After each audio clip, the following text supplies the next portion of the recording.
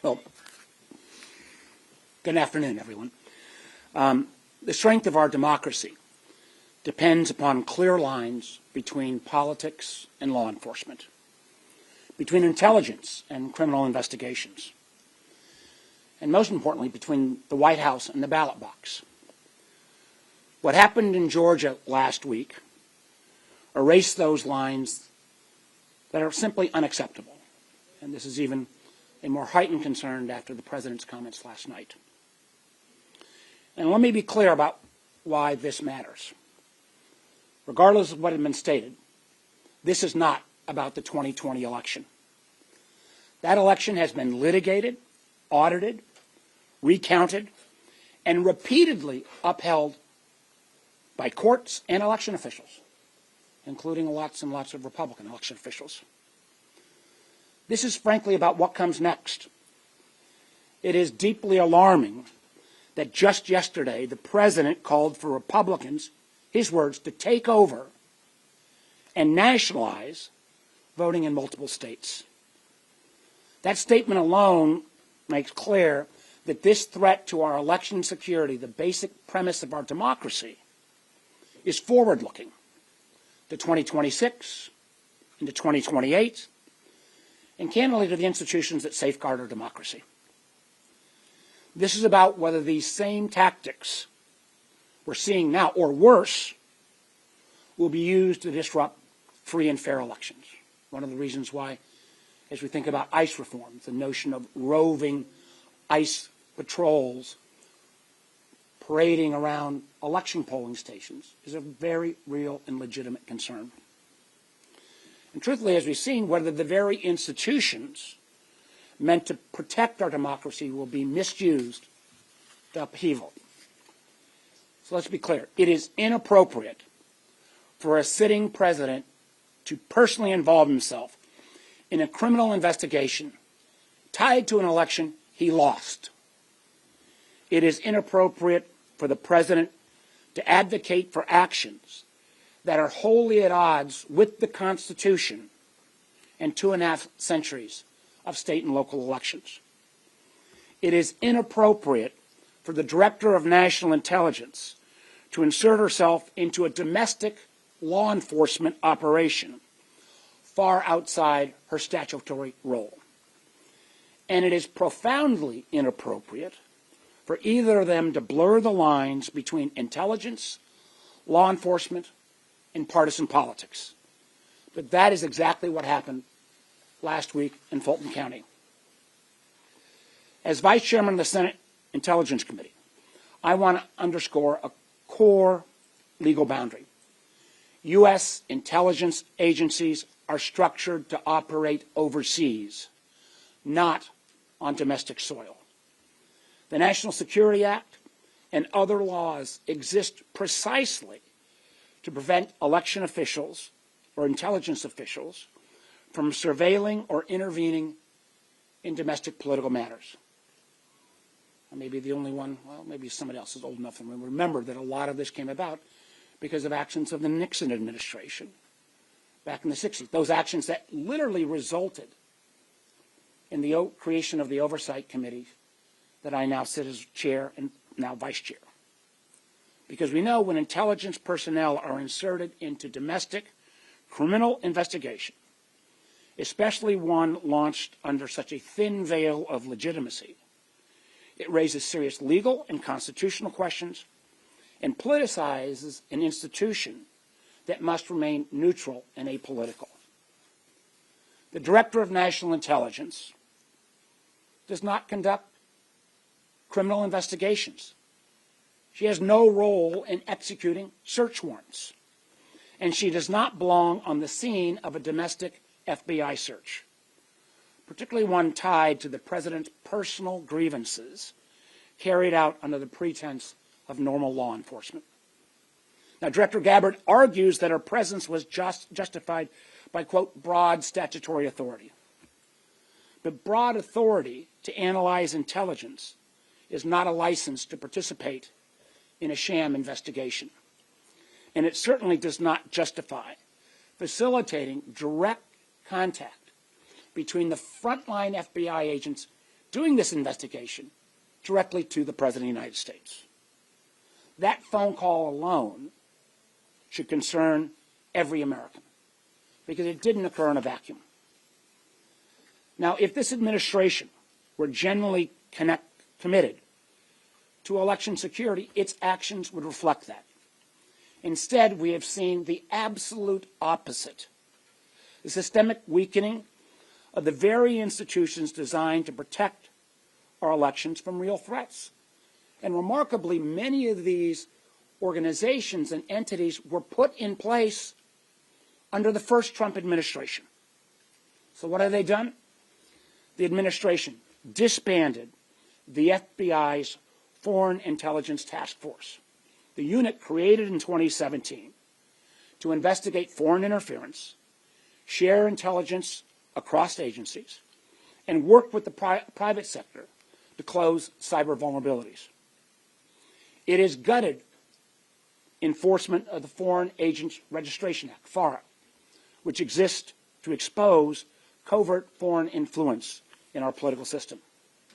It dismantled the Office of the Director of National Intelligence's own Foreign Malign Influence Center, a center created by law. This is not an option for Tulsi Gabbard to dismiss. This center was created by law to track and document state-sponsored threats to our elections and candidates, and do so with transparency designed to make sure politics stays out of its work. And it has slashed the Cybersecurity Infrastructure Security Agency, CISA's, election security workforce, cutting more than a third of the agency and ending funding for programs that provided direct cybersecurity support to state and local elections. These are not the actions of an administration that's serious about election security. These are the actions of an administration clearing away safeguards while simultaneously inserting itself into domestic investigations, seizing election materials, as they did in Georgia, and publicly calling for Republicans, again, to take over and nationalize voting in multiple states. When you put all of this together, it is clear that what happened in Fulton County is not about revisiting the past. It is about shaping the outcome of future elections. And quite honestly, dismantling the very guardrails that were put in place to keep them free and fair. This is why it cannot be brushed aside with carefully worded letters from Director Gabbard. She owes Congress, and more important, the American people, direct answers. So once again, I'm calling on the Director of National Intelligence to appear in person before the Senate Intelligence Committee to testify under oath about her role in this matter. She needs to explain why she believed it was appropriate to involve herself in a domestic criminal investigation, why she facilitated direct contact between the President and FBI agents on the ground, and what safeguards, if any, were put in place to protect against direct political interference. Now, we all know that Americans deserve free elections, safe from political intimidation. They deserve a justice system that operates independently, and they deserve accountability when those very safeguards are put at risk. As Vice Chairman of the Senate Intelligence Committee, I'm going to use every tool I can to make sure that we get those answers. And before I take questions, I remember back, a year ago at this time when people would often ask me when they were seeing the actions of the Trump administration, do you think we'll have free and fair elections in 26 or in 28? And my response at that point was, I think you're overreacting. I have deep concerns about the fairness of our elections in 26 and 28 right now. I have concerns about the elections in primaries in our country. I have concerns about the elections that may take place in Virginia in terms of a redistricting referendum. These kind of actions that have taken place over the last year, as we've seen this systemic dismantling of the very protections that were put in place by, again, the first Trump administration, If it doesn't scare the heck out of you, it should. And then, if you go back to the report, the Bipartisan Intelligence Committee investigation report into the 2016 interference, unanimously agreed to by including the Secretary of State and all of the members of the committee. It said one of the strongest protections we had about interference in our election system was the fact of our decentralization, that we have these elections carried out as laid out in the Constitution by states and localities. The idea that now Donald Trump wants to nationalize these elections and have one political party take over that process, this provides a huge danger to our country going forward and the safety and security of these elections. So I'd be happy to take your questions. Senator, given the President's comments on the podcast and the events in Georgia, have you heard about this effort spreading to other states? Are you concerned? I'm deeply concerned about it spreading to other states. Have you heard? I have not heard to date. Remember, the indictment, or in this case, the affidavit that was sworn, hasn't been released. In prior administrations, when there was evidence of potential malfeasance, it was released. I think when the Biden administration went after some of the influencers who were being paid by Russian sources, that was all the underlying documents were released. Why has this one not been released? Why was the FBI agent in charge of the Atlanta office moved aside? Why, in a normal course of an investigation like this, the effort would be led by the U.S. attorney from the state, Georgia? Why was this signed by the U.S. attorney from Missouri? I think we're seeing here a president obsessed about the fact that he lost in 2020. He can't get over it. And it appears, and if there is some foreign connection here, the Director of National Intelligence has clearly violated her duty to keep the intelligence committees informed, which she has not.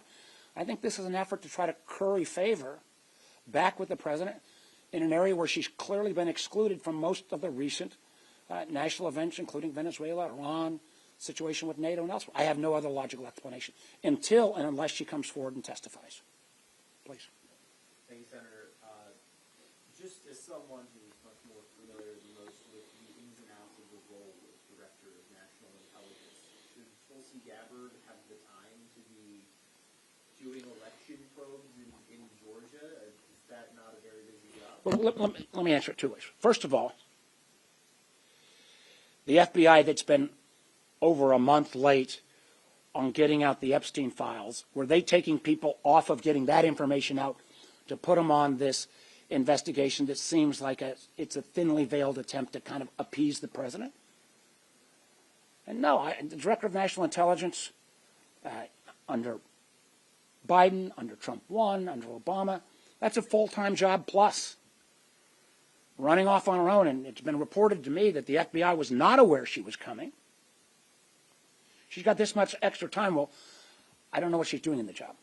And it goes back to, at least until I'm corrected, otherwise, the assumption, since she's not been involved in any of the briefs on Iran, on Venezuela, on the circumstance with Greenland and NATO, or any of the other national security concerns where our intelligence community plays a critical role, most of those have been briefed by the Secretary of State or by John Ratcliffe.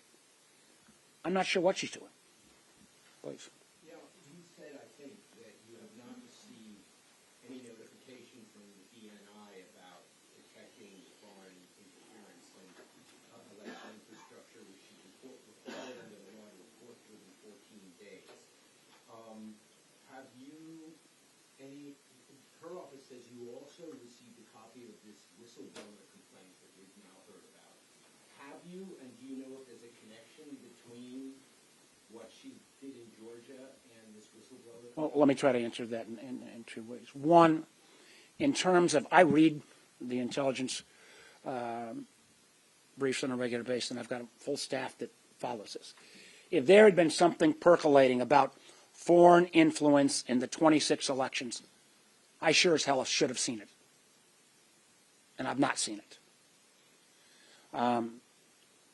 And you're right, if it was there, she had an obligation to report it to us. And I would point out again, during Trump 1, during Biden, there were regular updates from the DNI and the whole law enforcement intelligence apparatus to make sure that we could reassure Americans that the elections were going to be safe. We've had none of that. If anything, we've had the exact opposite, is they've broken down all the institutions put in place.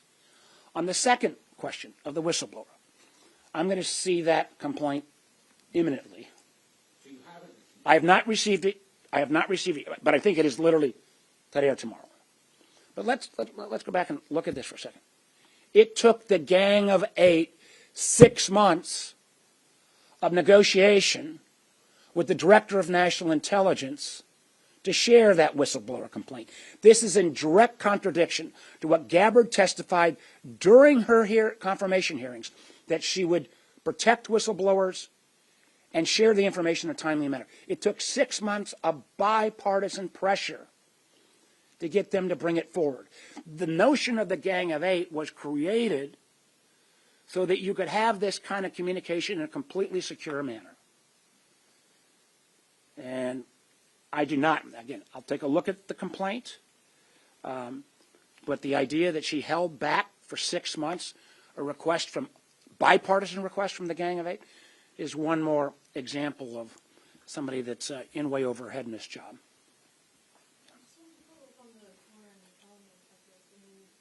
Is there any sort of evidence from the IC or expectation from the IC that we'll see Russia, China, or Iran try to interfere in the elections this fall? And at this point, I mean, is your concern greater? What's your greater concern? Is it foreign interference or is it domestic? Well, let me try to. The National Intelligence report, or when we did worldwide threats last year, the document that comes out with that, still included. This was the Trump administration, their last major report on this. Still included. We are concerned about, election threats from China, Russia, Iran, North Korea, and potentially others. And with AI tools, the threats grow more complicated all the time. It makes what happened in 2016 look like child's play. But right now, I'm more concerned about domestic interference. I'm concerned about a president that hasn't read the Constitution. I'm concerned about efforts to intimidate voters, whether it be ICE roving patrols, or whether it be these kind of claims that are brought. I'm concerned about the fact that I think in many states I've seen upwards of 50% of the election officials, who are all nonpartisan, have quit or retired, mostly because of some of the threats, online threats and doxing that's taken place. So yeah, I'm very concerned about domestic interference as well as foreign interference. And the ability then for a foreign entity to amplify these divisions or spread lies, that is, that's much easier now. Remember in 2016, Russia had to create fake identities to say crazy stuff and then amplify it. You don't need to create fake identities now. You can simply promote some of the theories that come out of folks in this administration. Please. A few questions. One to clarify, what setting will the whistleblower complaint be made available in? Will that be brief? Will that just be made available to the Gang of 8? I believe it is only at the Gang of 8, and I don't know the setting yet. But we'll have information on that over the next 30 seconds. Further detail on the extent of the DNI's involvement in this investigation, just what's been said publicly, or to what extent actually the IC is now involved in this investigation? We had no indication. I'm not sure we've had any of the letters we've actually even written the DNI ever responded to over the last year. There may be one or two. So, but I can tell you this much, that our contacts within the FBI said they were as surprised as anybody her showing up and skulking around. Go back to what I said. The DNI has no domestic criminal investigation responsibilities.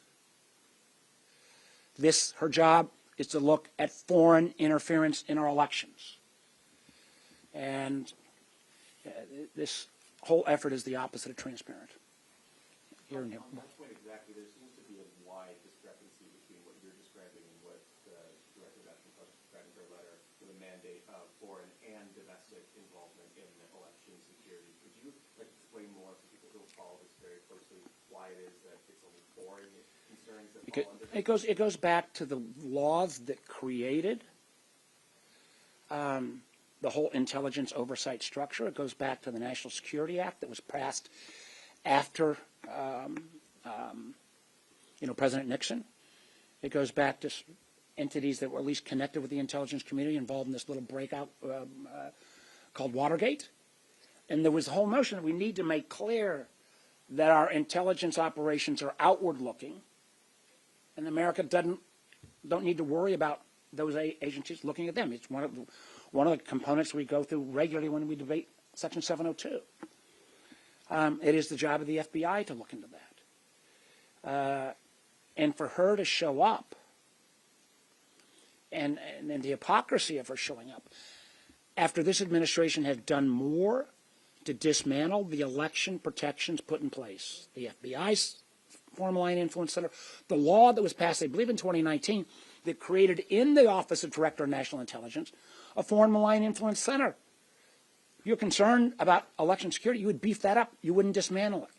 The number of folks that have been let go from CISA, in terms of cybersecurity protections, they work again, the fact that the 2020 election came off cleanly because many of the things that were put in place obviously cost Chris Krebs his job when he was head of CISA and said this was a clean election, but everything since that time has validated that.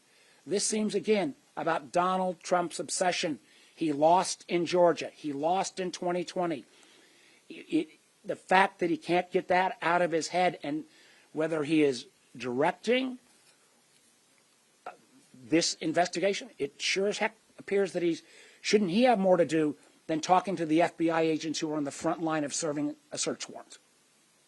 On this effort to nationalize elections, have you heard anything to indicate that it would be appropriate for states to hand over voter rolls, and would that do anything to increase elections? It is.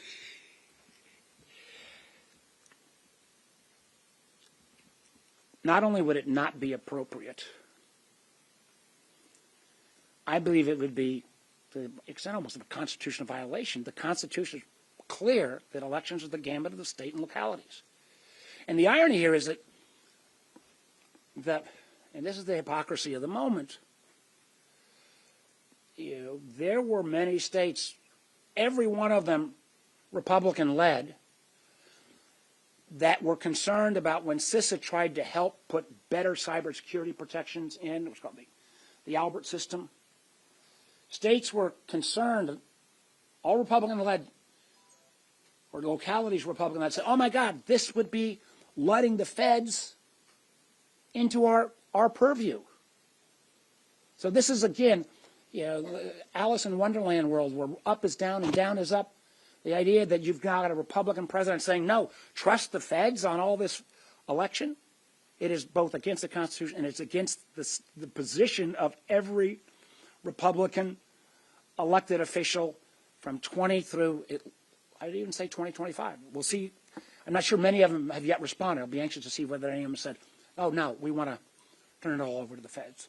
Yeah, on that note, traditionally intel is one of the more bipartisan issues in this chamber. We know how often you work across the aisle and speak with your colleagues on the Republican side. Do they share your concerns? So I think, I've talked to Senator Cotton. We have a good working relationship. I think, we are going to get Gabbard testify, I believe, within the next few weeks about the worldwide threats hearing, unless she pulls out the same way she was supposed to talk to the election officials last Friday and then abruptly pulled out.